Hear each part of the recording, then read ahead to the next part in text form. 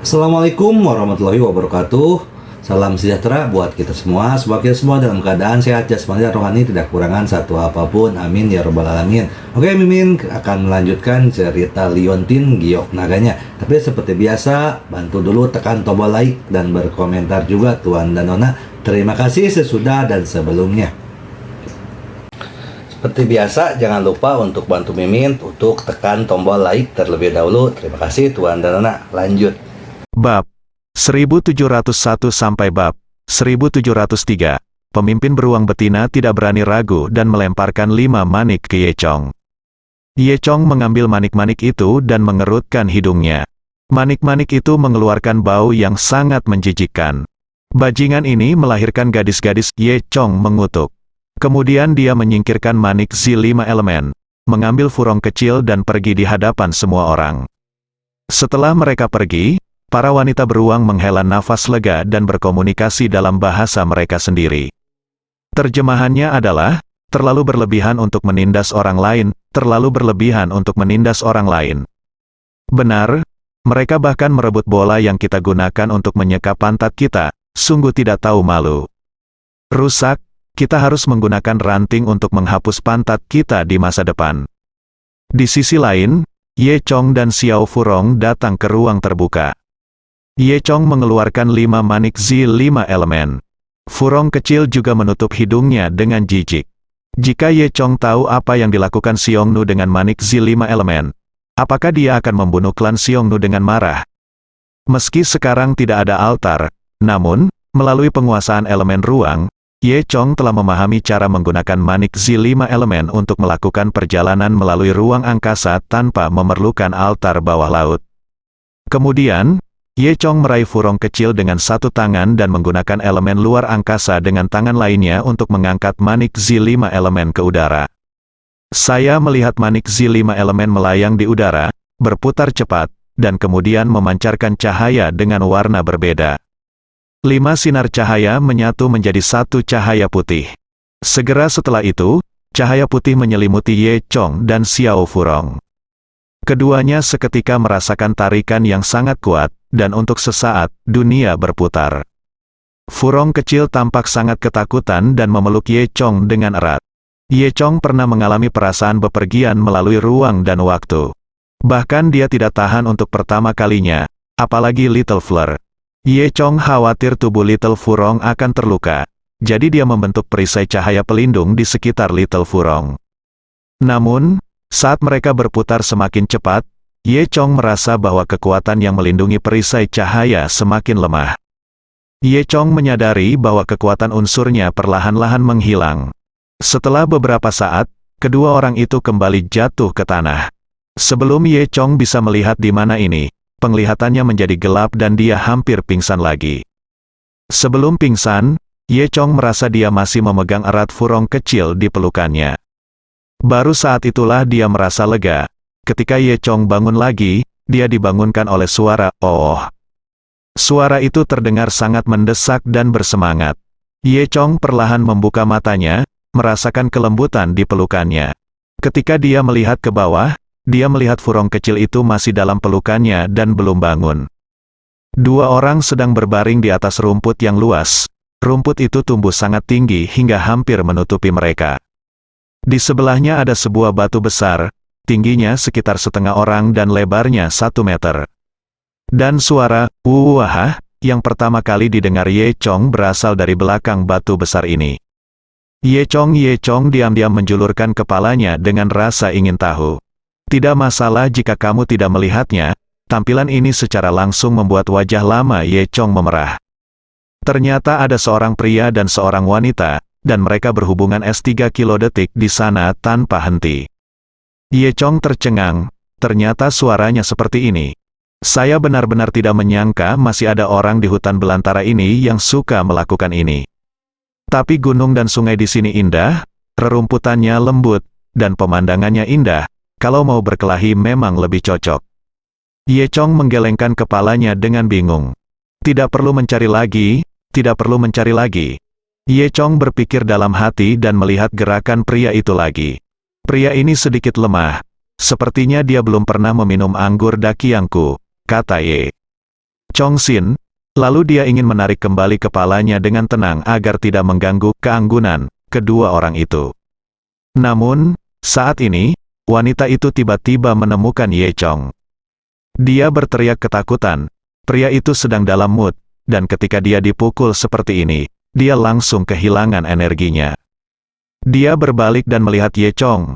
Pria itu terkejut dan bertanya dengan cepat, "Siapa kamu?"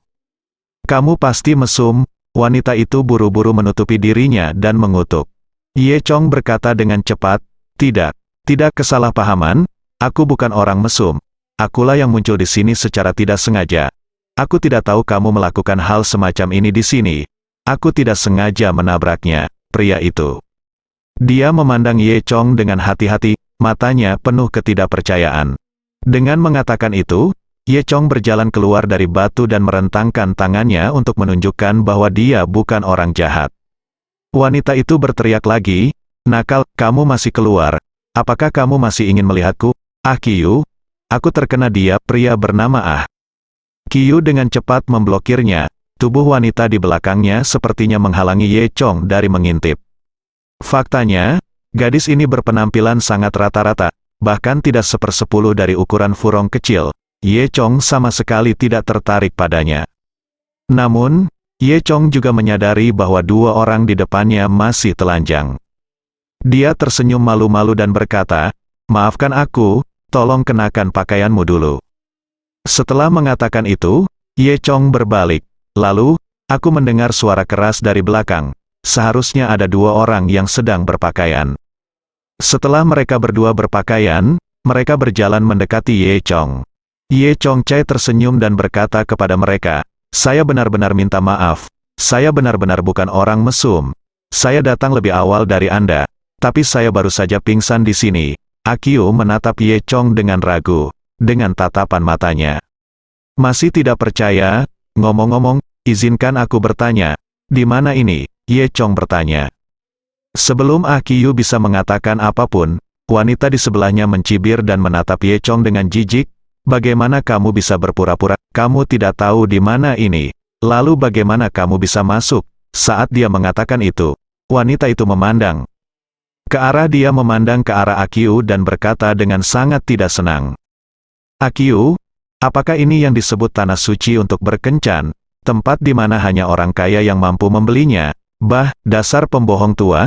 Apakah kamu baru saja menemukan tempat di hutan belantara? Apakah kamu di sini untuk berbohong padaku?" Qiu dengan cepat menjelaskan, Tidak, Hui, dengarkan aku, ini benar-benar tempat bubble tea paling terkenal di Beijing. Oh tidak, ini adalah berkencan dengan Mekah, orang biasa tidak bisa masuk. Hui, pikirkanlah, bukankah kita mengenakan biaya 10.000 yuan untuk masuk ke taman ini?" Wanita bernama Hui memelototi Ye Chong dan berkata sambil mencibir, "Lihat dia, apakah kamu terlihat seperti orang kaya? Apakah kamu terlihat seperti seseorang yang mampu membayar 10.000 untuk memasuki taman? Bukankah kamu membiarkan orang lain membodohimu?" Qiu menggaruk kepalanya, "Tidak, kamu tidak bisa. Bajingan ini, menurutku dia hanya mesum. Dia bersembunyi di sini hanya untuk mengintip." Hui memutar matanya ke arah Ye Chong lagi. "Ternyata ini Jinjing," kata Ye Chongqing. Dia baru saja mendengar percakapan antara Hui dan Qiu. Jinjing, sesuai dengan namanya, artinya dekat dengan ibu kota, sebenarnya adalah kota kecil yang tidak jauh dari ibu kota. Melihat Ye Chong tidak berbicara, Hui mengira dia telah mengungkap tujuan Ye Chong dan hendak mengutuk. Pada saat ini, Hui tiba-tiba teringat sesuatu. Dia memelototi Ye Chong dan bertanya, "Kamu mesum? Kamu tidak tahu cara mengambil foto rahasia sekarang, kan?" Ye Chong tersenyum pahit, "Sungguh, menurutmu dia siapa? Ponselku rusak, jadi aku tidak bisa mengambil foto rahasia apapun," jelas Ye Chong. Hui melanjutkan, "Persetan dengan ibumu? Kamu mesum sekali. Bagaimana mungkin kamu tidak mengambil foto rahasia?" Saat dia mengatakan itu, Hui keluar dari sakunya dengan segepok uang, dan kemudian jatuh ke kaki Ye Chong. "Aku sudah melihat banyak sampah sepertimu. Bukankah hanya demi uang, memberimu uang dan menyerahkan foto rahasianya?" tegur Hui. Ye Chong tidak bisa tertawa atau menangis. saya benar-benar tidak mengambil foto rahasia. Bukankah itu terlalu berlebihan bagimu? Ah Hui mengeluarkan segepok uang lagi dan melemparkannya ke kaki Ye Chong. Apakah itu cukup?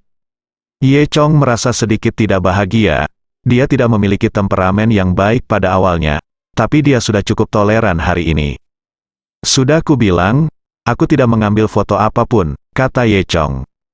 Ah Hui melemparkan segepok uang lagi padanya, dan dia tidak tahu berapa banyak uang yang bisa dia simpan di tasnya. Apakah cukup kali ini? Kamu belum pernah melihat uang sebanyak itu seumur hidupmu. Bukan, ambil uang itu dan keluar, serahkan barang-barang yang diam-diam kamu foto itu kepadaku, kata Ah Hui dengan nada memerintah. Apa-apaan ini? Siapa yang kamu anggap remeh? Ye Chong sedikit marah, saya memberi Anda sedikit uang ini. Apakah Anda pikir saya kekurangan uang? Saya tidak seburuk itu. Diam-diam memfilmkan Anda untuk memeras uang. Ah Hui tertawa dan berkata, haha, kamu bisa pamer, jika kamu punya uang. Kamu harus mengeluarkannya, saya punya hampir 20.000 di sini. Jika Anda melarikan diri untuk 20.000, saya akan mempercayai Anda. Pada saat ini, Ye Chong hendak mengambil sesuatu yang berharga dari senjata ajaib luar angkasa dan memukulnya dengan keras wajah wanita. Namun, detik berikutnya, Ye Chong menemukan bahwa senjata ajaib luar angkasa miliknya masih belum bisa dibuka. Ye Chong awalnya berpikir bahwa sejak dia kembali ke bumi, bahkan jika kekuatan unsurnya telah gagal, kekuatan energi aslinya seharusnya sudah pulih. Dan senjata ajaib luar angkasa juga harus bisa digunakan. Namun, sekarang saya menemukan bahwa senjata ajaib luar angkasa tidak dapat digunakan.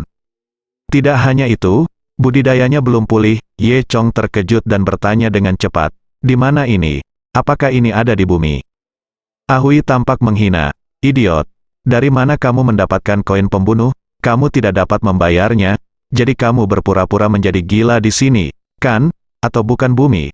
Apakah kamu dari planet asing? Ye Chong tidak peduli dengan penghinaan Ah Hui sekarang. Setelah memastikan bahwa ini adalah bumi, dia segera memeriksa tubuhnya lagi. Akibatnya, Ye Chong menemukan bahwa kekuatan unsur pada dasarnya tidak efektif di sini. Saat ini, energi sejati Ye Chong belum pulih, namun belum hilang, namun hanya membutuhkan jangka waktu sebagai penyangga.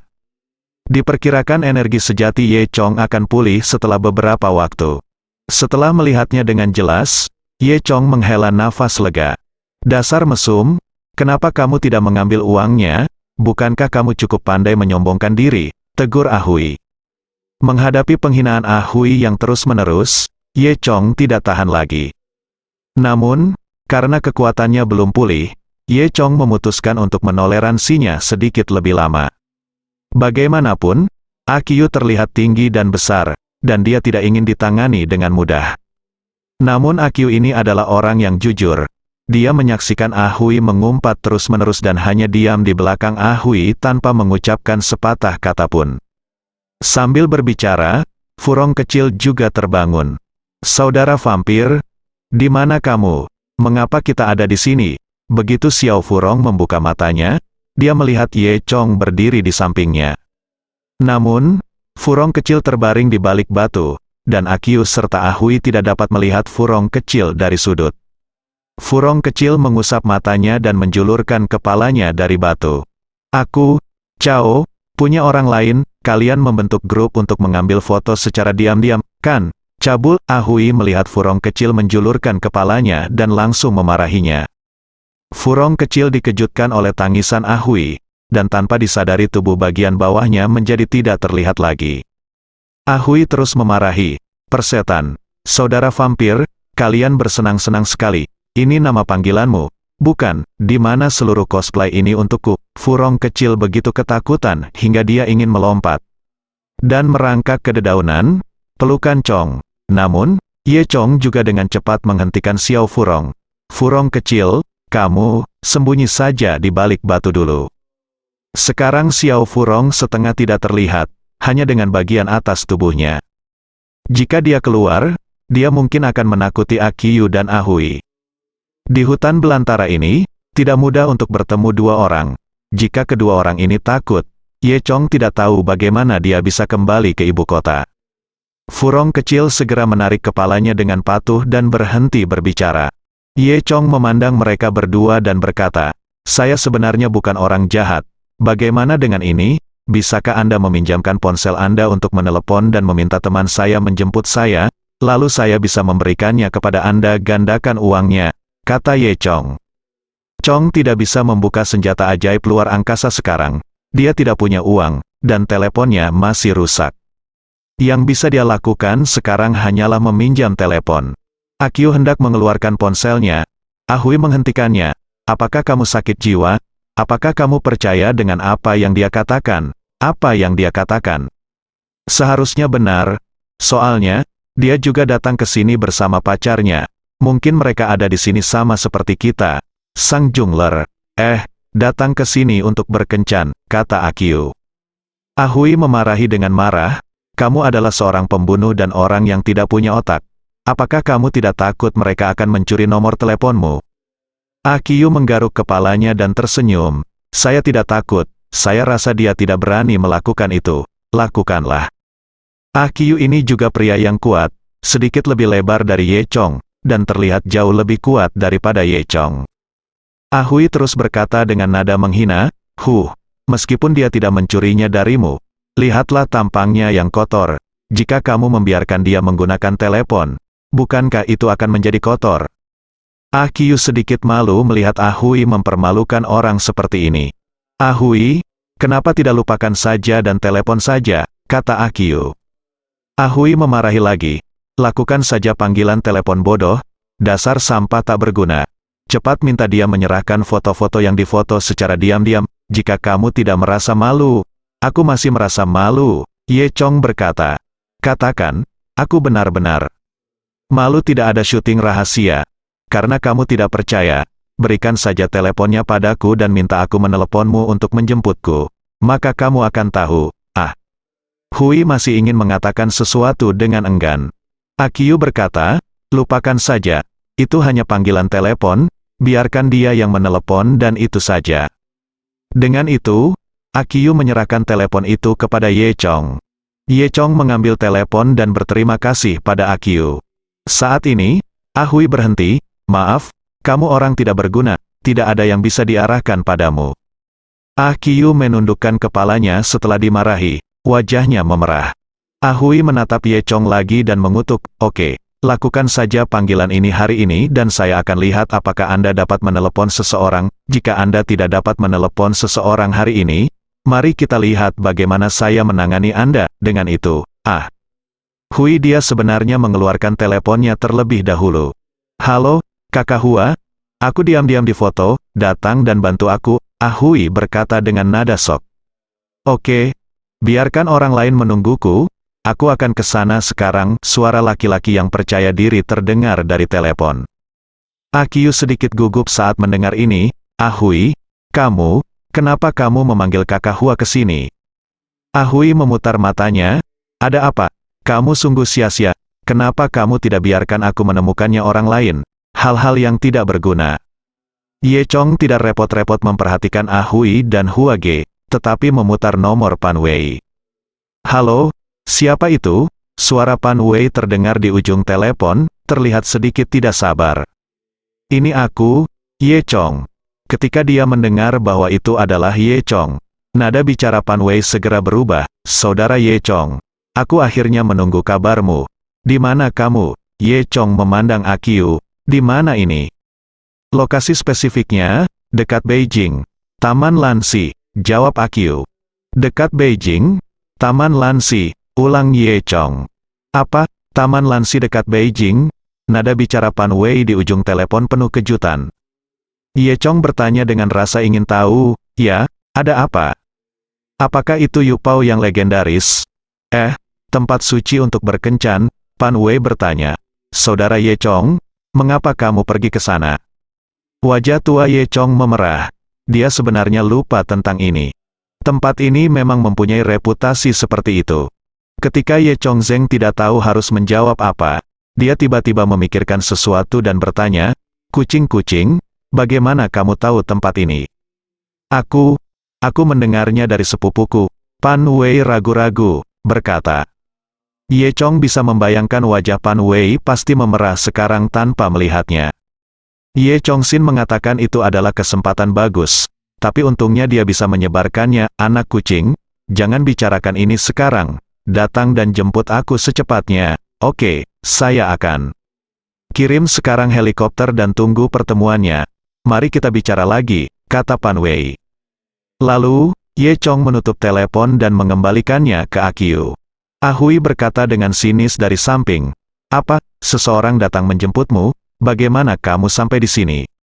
"Ayo kita terbangkan helikopternya," Ye Chong berkata dengan tenang. Hui mencibir, "Brengsek, kamu benar-benar tidak takut membuat lubang di langit dan menerbangkan helikopter? Haha, sungguh tak tahu malu." Ye Chong tidak repot-repot memperhatikan Hui dan menoleh ke arah Furong kecil. Pada saat ini, Furong kecil tidak lagi takut, dan tubuh bagian bawahnya tidak lagi terlihat. Ye Chong melambai ke Furong kecil untuk keluar. Furong kecil menundukkan kepalanya dengan malu-malu dan berjalan di samping Ye Chong. Kembang sepatu kecil ini cantik alami dan berkulit putih. Meski memakai pakaian compang camping, dia jauh lebih cantik dari Hui. Oleh karena itu, begitu Furong kecil muncul, bahkan Akyu pun mau tidak mau melihat lagi. Hal ini membuat Hui sangat tidak bahagia. Wanita seperti Hui terlahir dengan rasa ingin membandingkan dan sangat cemburu. Hui tahu bahwa dia tidak bisa dibandingkan dengan Furong kecil dalam hal penampilan, jadi dia berkata dengan masam, "Haha, mereka memang pasangan. Aku benar-benar tidak mengerti. Kamu berpakaian seperti ini, dan kamu berani melakukannya datang ke sini untuk berkencan. Ini adalah tempat di mana kamu bisa. Apakah kamu di sini?" Furong kecil hanya menundukkan kepalanya, terlihat sedikit takut. Ye Chong sedikit tidak senang dan berkata, "Saya menyarankan Anda untuk menjadi berbudi luhur." Hui mencibir dan berkata, "Aduh, apakah Anda bersaing dengan orang lain? Ada apa? Saya bersedia, bisakah Anda mengurusnya? Siapa kamu pikir begitu? Apakah kamu masih berani membentakku di sini? Hari ini aku akan memarahi kalian berdua pelacur." Setelah mengatakan itu, Hui mengulurkan jarinya dan menunjuk ke Furong kecil. "Dasar pelacur kecil, berpakaian seperti ini, kamu terlihat seperti ini, dia cukup cantik. Tapi dia terlalu bodoh untuk mencari seorang pria. Apa gunanya menemukan sampah seperti itu?" Pada saat ini, Akyu tidak tahan lagi dan berkata, "Hui, berhenti bicara." Hui memelototi Akyu lagi, "Kamu orang yang tidak berguna. Pecundang, kenapa aku berakhir dengan orang yang tidak berguna seperti kamu?" Akyu juga menundukkan kepalanya setelah dimarahi dan berhenti berbicara. Ye Chong hanya mendengus dingin dan berkata, "Sebelum kamu mengutuk, aku menyarankan kamu untuk menyembuhkan penyakitmu sendiri terlebih dahulu." Mendengar ini, wajah Hui berubah. "Apa yang kamu bicarakan? Siapa kamu? Apakah kamu sakit? Kamu sakit, dan seluruh keluargamu sakit." Tahap pertama Hualio akan dipindahkan ke tahap kedua, Ye Chong berkata dengan tenang. Hui terkejut dan berkata dengan tenang, "Apa yang kamu bicarakan? Saya tidak mengerti sama sekali." Akyu juga berdiri dan berkata, "Tuan, apa yang kamu bicarakan? Bagaimana ini mungkin? Hui dan saya, kita berdua bagaimana mungkin kekasih masa kecil yang hanya memiliki satu kekasih bisa terkena penyakit ini? Jangan bicara omong kosong." Ye Chong menggelengkan kepalanya dan berkata dalam hatinya, "Akyu ini benar-benar terlalu polos." Ye Chong melanjutkan, "Percaya atau tidak, itu terserah kamu. Gejalanya sekarang tidak terlalu terlihat dan bisa dikendalikan dengan minum obat.